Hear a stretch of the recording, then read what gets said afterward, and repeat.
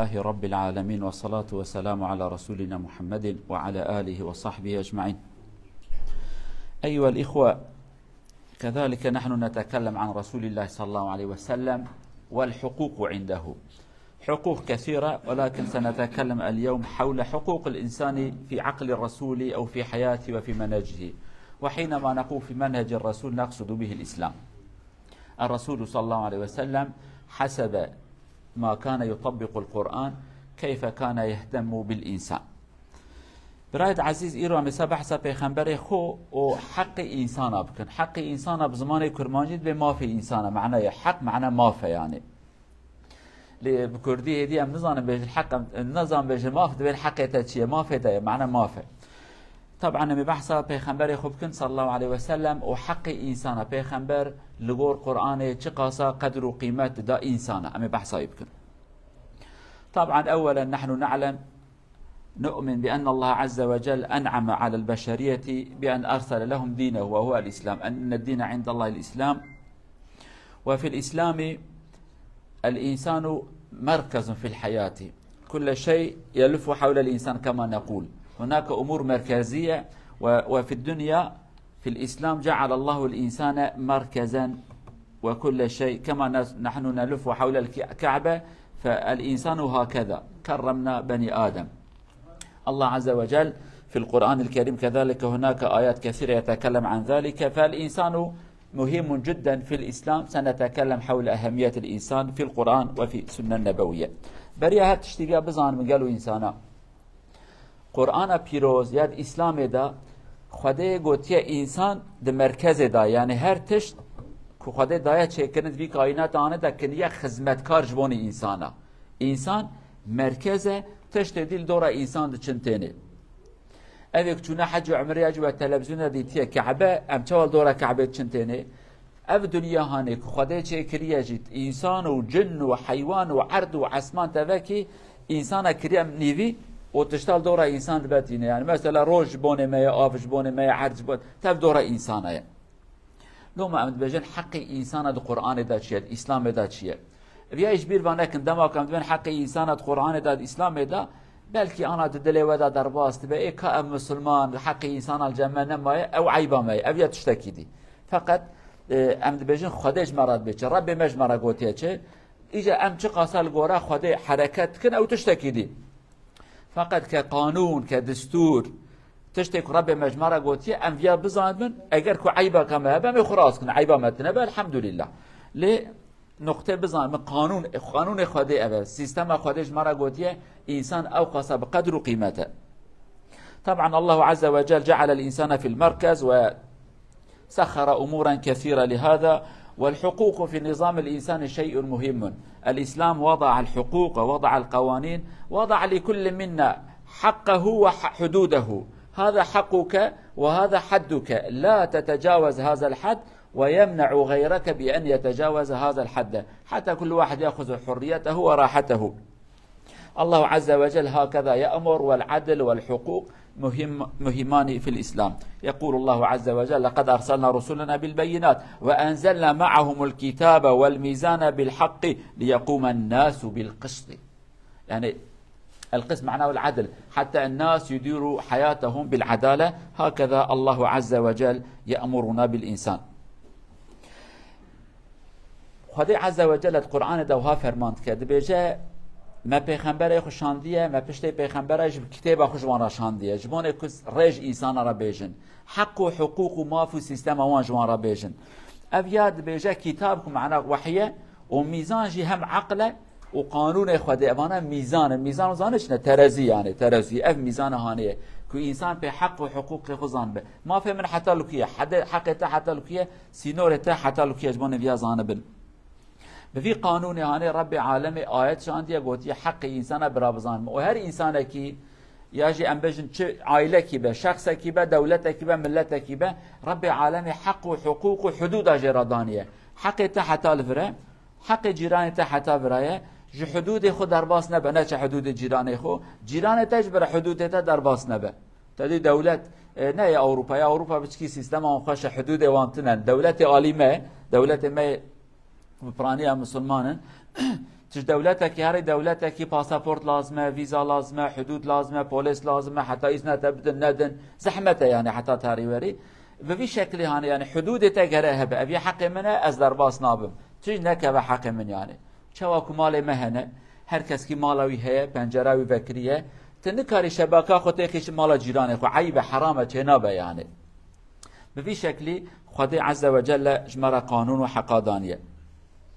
طبعا إذا استطاع الإنسان أن يعرف حقوقه ما له وما عليه وحق الغير وحق الأصدقاء والجيران لعشنا جميعا بالخير والسلامة، ولكن مع الأسف الشديد كثير منا أو كثير من الناس لو يعرف حقه كذلك لا يقبل هذا الحق، يتجاوز حقه. ومعظم الحروب ومعظم القتال وما نراه من المصائب يأتي من هذا الشيء، إما لا يعرف حقه أو لا يعترف بحدوده يقول لا حدود لي، سأذهب قدر ما أستطيع. وإذا كان هذا عقلنا لعشنا كما نحن نعيش الآن. نحن الآن نعيش في الغابات، القوي منا يأكل الضعيف لأننا لا نعترف بالحقوق الذي وضعها الله عز وجل أو نحن وضعناها لبعضنا.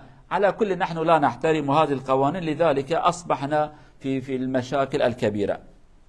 تشتكيش بير ما نكن أو قانونك خدش مرا قوتية أو سيستم أو حد حدودك خد دائما اگر كو امد كاربن حرمتا يبقرن يعني إنسان نأزوته امتف اگر كو إنسان حدودك خدش مرا دانية حرمتا يبقرتانا بزان من إيرو دو دنيا دا كشتن كيم بو شر كيم بو مصيبات اي كيم بونا. أما مع الأسف أنفان حدودها قبول ناكن حقي من دبي قوتها من حتى كوبز حتى الويتشم قوتها من هي فقيري يعني دبي حقي منها دبي قوتها تهي ورج مبسطينه تدين أغا كرداد عادتك وهي دبي قوتها تهي ورا حقيق بخاصة يعني إيه قوتها من هنا دبي خبر ندى دنيا نبيا دنيا حقوق دنيا بيا دنيا قوتها كيبا حقيق بسطينه لو ما إيرا خير وبركة وسلامتي نما أنبياء قرب زانبن. طبعا الله عز وجل كما قلنا جعل الإنسان في المركز في السنترال كما نقول، وسخر له ما في السماوات وما في الأرض. الله الذي سخر لكم البحر لتجري الفلك بأمره فيه بأمره ولتبتغوا من فضله، أي جعل الله عز وجل هناك آية وسخر لكم ما في السماوات وما في الأرض جميعا منه. يعني الإنسان هكذا مهم، ولأهمية هذا الشيء الله عز وجل في آيات كثيرة يقول أكرمت بني آدم ولقد كرمنا بني آدم. الإنسان مكرم، الإنسان معزز، الإنسان محترم. فهناك حدود وأحكام وقوانين حتى نحترم هذا الإنسان. سنذكر بعد من هذه الحقوق.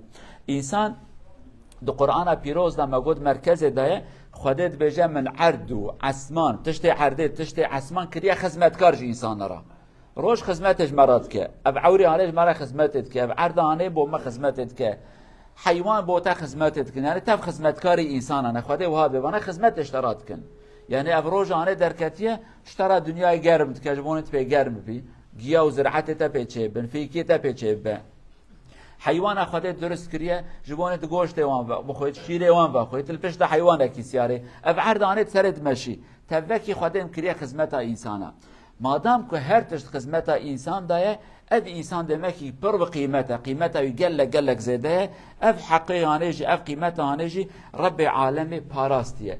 دو آیت پیروز داشت خودت بجه جو پیغمبر مراد بید به امت بریا تراجی قانونه که یعنی مگوته یکی انسان کی بکشه و کتبه کی انسان بکشه او قصه گناه کی مازنه يعني اب انسان او قصه الجام خواده مهمه بقيمته رب عالم او قصه قيمته كما زندايك. طبعا هذا الإنسان المحترم هناك آية في القرآن الكريم الله عز وجل يتكلم عن بني إسرائيل وبعد ذلك عنه ومن أجل ذلك كتبنا على بني إسرائيل أنه من قتل نفسا بغير نفس أو فساد في الأرض فكأنما قتل الناس جميعا. شوف هكذا أهمية الإنسان. الله عز وجل يحدد ويبين إذا قتلت رجلا بغير ذنب كأنك قتلت جميع الناس، لأن هذا الإنسان مكرم عند الله، مخلوق أكرمه الله عز وجل. الذي يعتدي على مخلوق أكرمه الله عز وجل بهذا الاحترام فهو يعتدي على حدود الله عز وجل. وهناك أحاديث نبوية الرسول صلى الله عليه وسلم يبين لنا حرمة الإنسان فإن دماءكم وأموالكم وعرادكم بينكم حرام عليكم كحرمة يومكم هذا. هناك أمور محرمة وضعها الله عز وجل، ووضع حدودا حول هذا الإنسان حتى لا يعتدي عليه أحد ويهينه أو يقتله أو يقوم بشيء آخر ضده. اف انسان هانيك خودت بيجا اكيد انسان كي بوجي وقت وكي انسان بوجي عين پیغمبر مجي عليه الصلاه والسلام وها فرماند که بيجا قالوا انسان خوينا وجبر حرام، جان وجبر حرام، مال وجبر حرام، ناموس وجبر حرام. يعني دست خود ريج ناموس ابنكن، خوينا ابنكن، مال ابنكن. لو راب انسان يعني پر قيمته او انسان کو خود او قصه قيمت دايه که قانون جداني جبون خوينا في انسان ورا پاراستن. پاراستن یعنی محافظه کردن، یعنی خوی نوی نیرجاندن، یعنی وی انسان نی کشتن او قصا خود چعب مدى مازن کریه گوتی وی انسان هانی او قصا بقدر و قیمته. ونرى رسول صلى الله عليه وسلم كذلك يأتي بقتل بعد الشرك بالله عز وجل. لأهمية الإنسان الرسول يقول أكبر الكبائر الإشراك بالله وقتل النفس. هكذا بعد الشرك بالله عز وجل يأتي هذا الأمر، قتل النفس، أي تقتل مشرك مسلم موحد غير موحد. فما دام هو إنسان دمه محرم عليك إلا أن يأتي بشيء يبيحه الشرع وإلا فدمه حرام. تشتكي دني قالوا إنسانا پیغمبر ما عليه الصلاة والسلام فرياكو إنسان قدر قيمته حديثك أخويا بيروز دا چند حب گناه گوتيه گناه مازن امجراد بكردي يجب الغوراء إسلام بجن كبائر گناه پر مازنن. يعني گناه هنا بشوكن گناه وان زراره وان او گناه هنا مازنن. ایجا پیغمبر دماکو وان گناه جمارتیه گوتیه گناه یک تش خواده را شریکا چکی، یعنی تا گو دحب خواده هنا سیحب خواده هنا کره خواده دیا خواده، یعنی شرک امجراد بجن شرک بخواده. گناه دویا دوی کشتنا انسان، یعنی اوه دویا کشتنا انسان. اولا تش خواده را شریکا کی چید کی پشتی ویش گناه مازن چیه انسان کی به سوچ بکشی او قصا کو گناه کی مازن ہے. یعنی او انسان هانه براستی قدر و قیمته گرم وی قیمته انسان هانه بزانه. ولأهمية الإنسان حرم الإسلام على الإنسان أن يقتل نفسه. ربما تقول الرجل الذي يقتل نفسه نعم قد يقتل نفسه وهو يقول خلاص أريد أن أنتهي من هذا الدنيا، ولكن الإسلام على كل حال يذكره يقول شوف إذا قتلت نفسك في يوم القيامة كذلك ستعذب لأنك قتلت نفسك. وإن تقول خلاص أنا قتلت نفسي على كل فحاول أن تحترم هذا الإنسان وإن كنت نفسه، احترم نفسك. لذلك الله عز وجل كذلك يقول ولا تقتلوا أنفسكم. والرسول صلى الله عليه وسلم يبين أوصاف الذي يقتل نفسه، الذي يقتل نفسه يرمي نفسه من الجبل يأكل السم وما غير ذلك، الذي يفعل هذا فهو في النار خالدا مخلدا. شوف هكذا انتحار شيء عظيم. لذلك الإسلام يقول أنت تعديت على مخلوق أكرمه الله فلا يجوز، وإن كنت تريد أن تقتل نفسك اعلم هذا جريمة كبيرة يوم القيامة ستعذب عليه.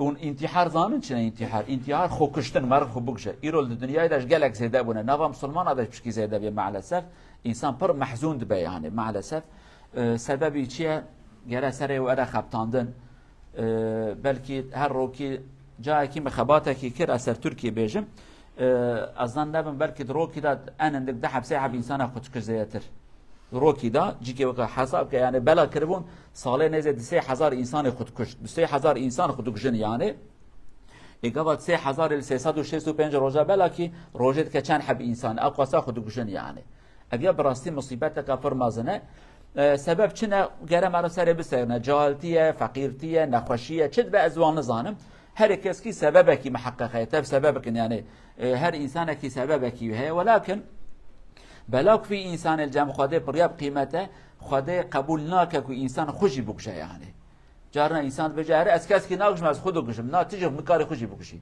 چه نبت انتحار جی بکی تو انتحار بکی گناه کی مازن اشترا رب عالم بجا خو نکشن و پیغمبر مجه علیه الصلاة والسلام بجه دبی او کسی که خود شیا دا با بجه تو اینکه انسان چون انتحار کم سربینایی دا خدا بجن یا جی ام بجن جعلکی خوار بنکی قرقر خو کی بچه خو بگجه دبی او انسان. يعني حتی قیامت قبر خودت عذاب کشن هر بیت شیطه کشتنه وروجا قيامته كيف آخر جهنمي ده يعني أبي إنسان أو قصب قيمته كرد دست يخوض قيمته يبزان بنبي أسر بس مخبوكشم تسر بس نني تخبوكشي لو لا تخوض مخلوقك كي خدي برح هدايته أو رح خدي هدايته حقيقة دست يخوض ريجي برح هانبكي. وكذلك القتل كما إنه حرام الإسلام يحرم على الإنسان أن يعتدي على غيره بالتعذيب، وما نراه في السجون نرى خصوصا في سجون الدول الإسلامية شيء لا يقبله العقل لا يتحمله العقل.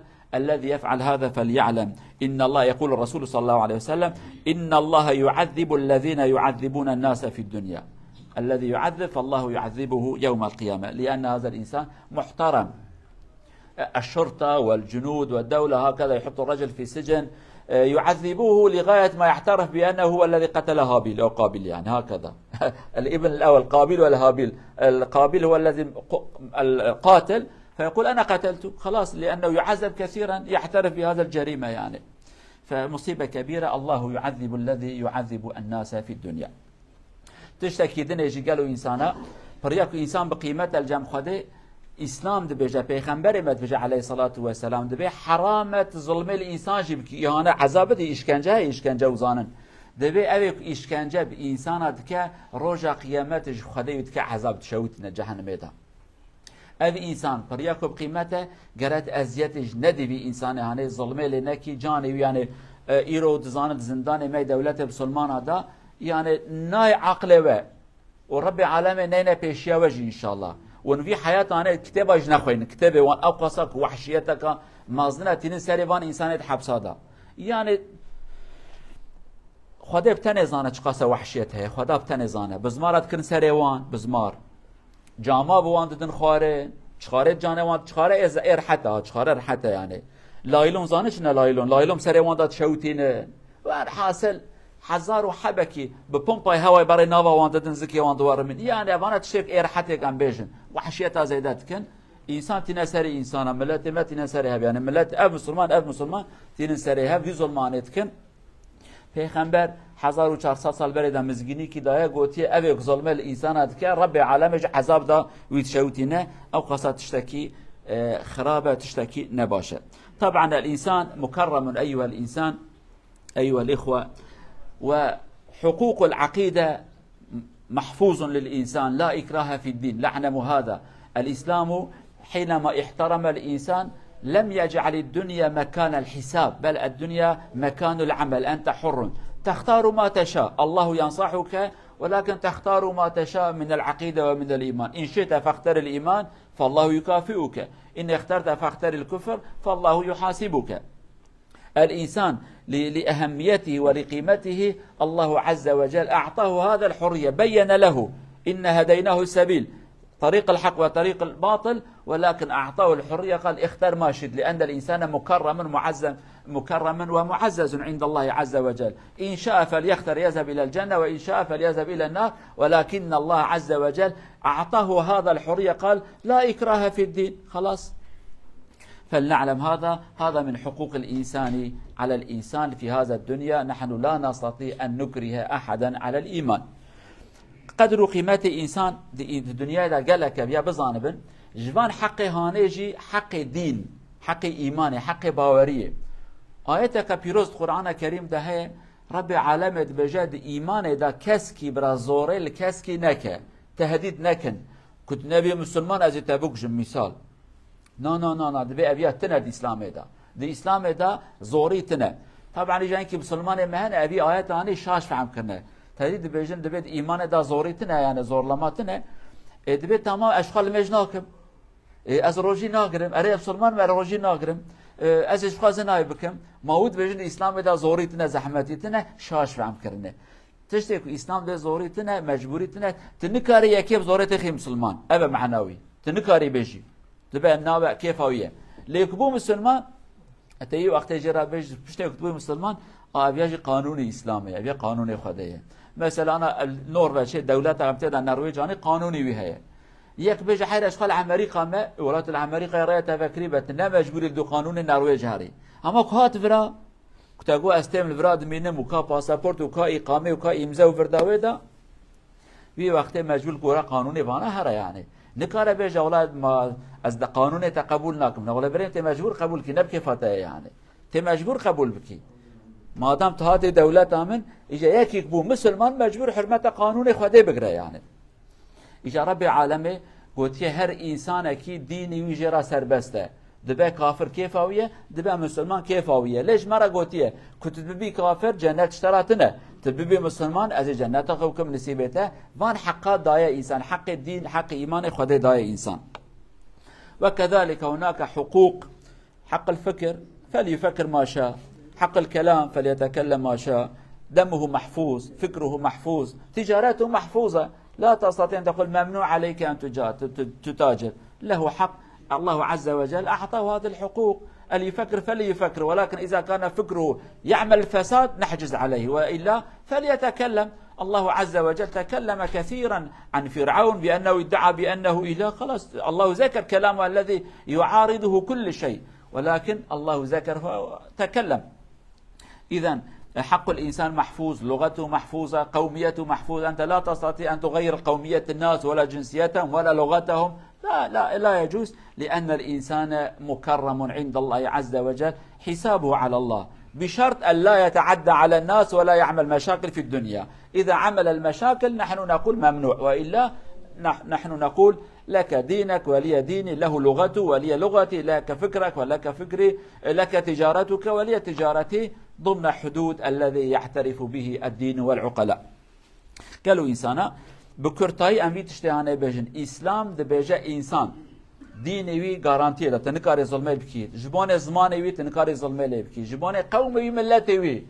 ميرك عربة ميرك كردة ميرك تركيا ميرك فارسة ميرك ألمانة كيفاوية تنكاري بيجنا ولا قالت تبيجي از ألمانن ولا ألمانة زماني بخاطر زمان كي دايك زماني تشتري سربستي او انسانی که خدا قدر و قیمت داره که زمان وی سربسته تجارت وی سربسته کار و خبات وی سربسته امانت نکارن دست خود بدونه که یعنی او انسانی که خدا قیمت داره که امجی مجبور قیمت بدن وی انسان هانه. الى هنا نكتفي بهذا القدر ايها الاخوه فلنعلم هذا كما يقول الرسول صلى الله عليه وسلم. أذكر الحديث في الأخير يا أيها الناس كلام الرسول صلى الله عليه وسلم يقول يا أيها الناس إن ربكم واحد وإن أباكم واحد نحن من آدم عليه السلام ألا لا فضل لعربي على عجمي ولا لعجمي على عربي ولا لأسود على أحمر ولا أحمر على أسود إلا بالتقوى الله عز وجل. هذا هو القانون. نحن لا نقول هذا عربي أفضل وهذا إنجليزي أفضل وهذا أفضل لا نحن نقبل الذي قبله الله عز وجل لنا. هذا هو الذي متقي يخاف الله فهو عند الله من المكرمين ولكن في الدنيا هذا شيء آخر. نحن نعامل الجميع سواسية. مؤمن متقي يخاف الله عز وجل في الدنيا قلت تفضل يا أخي اعمل هذا شيء مخالف للقانون لا كل شيء عند الله ولكن في الدنيا نحن ملزمون بأن نسير خلف قوانين الله أو قوانين الله عز وجل ونقتدي به. چید و برابر حدیث که پیغمبر ادبیگل و انسانا خدای و یکه باب و یکه که آدمه دین و یکه بیاش بزن قیمتا وی دین آنه یا حرمتا دینی هف بگرن بزن عرب عجم چهترنن عجم عرب بخیرترنن رش و سپی اوانه تبوکه هبن بیا قط بیروانه کن ان اوی بقیمت او کسی که خدای در ترسه او بقیمته وکیدی تبوکه هبن. إلى أن نلتقي في الجمعة القادمة. ابقوا في حفظ الله ورعايته حتى حفتاتي دبن ستارو ومحافظة بنا خدي دابن عز وجل. إذا كان دقائق زمان تركيز ورا بيجم إن شاء الله. محترم جماعة önemli bir konu inşallah anlatabilirim öyle söyleyelim. Alim mi veya da tacir mi? Bu kelimeyi söyleyeceğim. Belki biraz dikkatini çeker. Veya da peygamber mi diyelim mi? İş adamı mı diyelim? İki kelime. Şöyle bir şey vardı değerli cemaat. Alimlerin veya da peygamberlerin bir metodu var. Bakış açısı var insanlara bakarak. İş adamı olan insanları da insanlara bir bakış açısı vardır. Bunu unutmayalım. Peygamberlerin bakış açısı onların kullandığı dil, onların kitlesi, onların hedefi, onların gayesi insanlara hayırlı olan ne ise, faydalı olan ne ise Bu dünyada ve ahirette insanları cennete götürecek neyse onunla meşgul olmaktır. İnsanları ona davet etmektir. Bu peygamberlerin metodu, peygamberlerin düşüncesi. Lütfen beraber dinleyelim ve sonra analiz edin kendinize. Tacir olan iş insanı ve da diyoruz ya iş adamı, iş insanı, artık iş adamı demiyorlar, iş insanı diyorlar. Kadın ve erkek ikisi altına girsin. Bunların da başka bir bakış açısı vardır. Tacir olan bir adam, iş adamı ve iş insanı olan kişi diyor ki ben nasıl para kazanacağım? Para nasıl kazanılacak? Bunu düşündükten sonra insanlara ne faydalıdır, ne faydalı değildir buna bakmaz. İnsanlar neyi sever? Ben nasıl müşterileri kendime çekerim buna bakar. Doğru mu, doğru değil mi? Hiç gördünüz mü? İş adamı, tacirler, eşyaları satan insanlar millete diyorlar ki ey insanlar bu size hayırlıdır, gel ben bunları satacağım. Bunlar da size zararlı, bunları almayın. Yani gerekirse zehri de satıyorlar. İnsanlar zehri istiyorsa zehri de satarlar. Bu her iki insanın bakış açısıdır. Peygamberler ve o yolu takip eden, dava sahibi olan insanlar, alimler, onların hedefi insanların hoşuna giden değil, insanlara faydası olan şeyleri anlatmaktır. Onlara o doğru yolu, o nasihati, o güzelliği anlatmaktır ve onları davet eder. Tacir olan insanlar da diyor ki benim hedefim para kazanmaktır. Para kazanmak için de milletin canı ne istiyorsa, milletin hoşuna ne giderse ben onları getireceğim, bunları satacağım. Bakıyorsun ki mesela şekerdir, tatlıdır, başka şeylerdir, zararlı. Doktorlar diyor ki ya insanlar bunları kullanmayın. Fakat hiçbir dükkancı, hiçbir esnaf, hiçbir tacir bunların satmasından vazgeçmez. Diyor ki para var bu işin içinde. İki bakış açısı. Ondan dolayı bakıyorsun ki bu dünyada dinle ticaret eden insanlar da vardır. Dinle ticaret eden kimlerdir? İnsanların hoşuna giden lafları söyleyen insanlar vardır. Bunlar içinde hocalar da vardır, şeyhler de var, değişik değişik insanlar. Diyorlar ki insanlar bunları dinlemek ister. İnsanların hoşuna bunlar gider. Ve bunların da gerçekten güzel bir piyasası vardır. Güzel şart söylüyorlar. Televizyonlar onların peşinde, kanallar onların peşinde. Aynı şekilde diğer alandaki olan insanlar da. Bir baktın ki mesela bir sanatçı, bir müzisyen, başka biri, millet hangi filmi ister? Millete faydalı olan filmi yapmaz. Milletin hoşuna giden filmler hangisi? O filmleri yapar.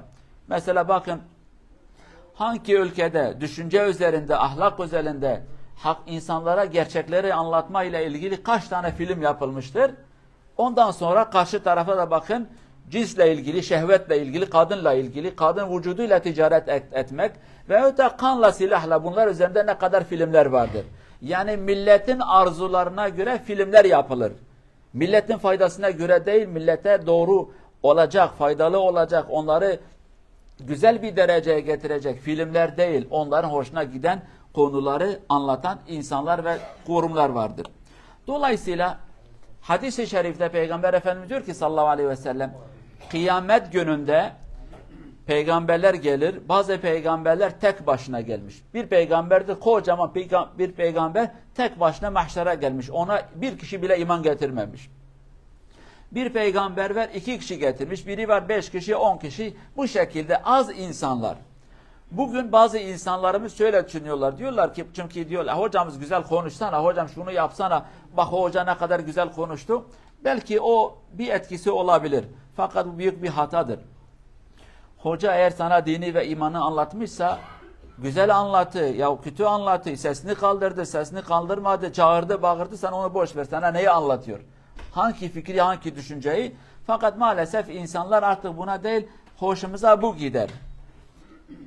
Eğer bu şekilde düşünsek demek ki tek başına mahşere gelen peygamberler konuşmayı bilmiyorlarmış. Demek ki böyle haşa çok cahil peygamberlermiş. İnsanlarla diyaloğu kuramamışlar. Ondan dolayı kimse onlarla beraber gelmemiş. Yani haşa cahil olan peygamber. Allah aşkına insan böyle düşünebilir mi yani? Hangi peygamber cahildir, hangi peygamber haşa gerizekalı, hangi peygamber konuşmayı bilmez? Allah Azze ve Celle kendi adına temsilci olarak insanlara gönderdiği her insan hepsi değerli. Hepsi büyük insanlar. Konuşmayı bilen, kılık kıyafeti temiz olan, düşüncesi berrak ve parlak olan insanlardır. Ama ona rağmen o insanlar o peygamberlerin lafını kabul etmedi. Hazreti Nuh gibi bir peygamber 950 sene halkıyla mücadele etti. Yaklaşık 80 kişi imana geldi. Niye? Kabul etmediler. Haşa Hazreti Nuh konuşmayı bilmiyor muydu? Anlatmayı bilmiyor muydu? Haşa efendim diyalog kuramadı mı bu insanlarla? Biz Nuh suresi diye bir sure var Kur'an-ı Kerim'de. İnşallah okuma şansınız olabilir. Hatta biraz açıklamalı bir okuyun. O surede Hazreti Nuh bu zaman bilim insanları tarafından, sosyoloji ve psikoloji bilen insanlar tarafından ne kadar güzel metodlar bulunmuşsa Hazreti Nuh bütün bu metodları halkıyla beraber denedi. Tek tek konuştu, iki konuştu, toplu olarak konuştu, gece konuştu, gündüz konuştu. Sesini kaldırdı, sesini indirdi. Bütün metodları denedi. Yaklaştı onlara müjde verdi, onları korkuttu. Her şeyi denedi. Ama kimse imana gelmedi. Dolayısıyla sorun konuşan insanlarda değil, sorun dinleyen insanlar neyi dinlemek istiyor? Bazen hoca var bir şey anlatıyor, bakıyor ki adam kulak verdi fakat istediği şekilde anladı. İstediği şekilde yorumladı. Hoca bunu söylemiş. Hoca o lafı söylememiş yani. Fakat bunu işitmek istedi. Dolayısıyla bugün size dedi ki iki metot. Peygamberlerin metodu, iş adamı olan insanların metodu. Eğer amacın insanların hoşuna giden lafları söylemek ise söylersin, anlatırsın, etrafında insanlar toplanır, hoşlarına gider, onları memnun edersin. Fakat ne ahirette ne dünyada bir şey kazandıkları yok, sadece bir karabalıktır. Ama amacın doğruyu anlatmak ise, o insanlara faydalı olan şeyleri anlatmak ise 4 insan gelir, 5 insan gelir, 100 insan gelir ama o insanlar samimi, o insanlar dürüst, o insanlar neye geldiklerini, niçin geldiklerini iyi bilirler. Bunu bu şekilde unutmayalım. Bir yerde bir karabalık varsa demek ki hoşlarına giden bir laf vardır. Dinlerin hoşuna giden değil. Onların nefsine hoş gelen bir lafa gitmişler. Bir yerde eğer bir azınlık varsa, nadir insanlar gidiyorsa demek ki orada nefse hoş olmayan ama imana faydalı olan bir şeyler anlatılır. O insanların da hoşuna gitmez. Mesela eskiden doktorlar çocuklara normal bir şurup diyelim ona yapıyorlardı. İğne bakıyorlardı çocuklar iğneden kaçıyorlar. Ondan sonra tadı güzel olmayan şurupları kullanmıyorlar. Bu sefer biraz değiştirdi dediler ki bununla beraber başka bir şeyin tadı da gelsin. Belki çocuklar bunu içer. Dolayısıyla amaç eğer milleti memnun etmek ise memnun edebilirsin. Ahirette sana bir şey kalmaz. Bu da tacirlerin hedefi. Tacirler bu şekilde düşünür. Para kazanmaktır. Etrafında karabalık olsun. Peygamber gibi düşünsen anlatırsın bir kişi bile imana gelmesin. Fakat onlara doğruyu anlatacaksın. Güzeli olanı anlatacaksın. Faydalı olanı anlatacaksın. Cenab-ı Allah bizi alimlerden eylesin. Peygamberi dinleyen insanlardan eylesin. Bizi peygamber yolunu takip eden insanlardan eylesin. Diniyle, fikriyle ticaret eden insanlardan eylemesin inşallah. Vesselamu aleyküm ve rahmetullahi.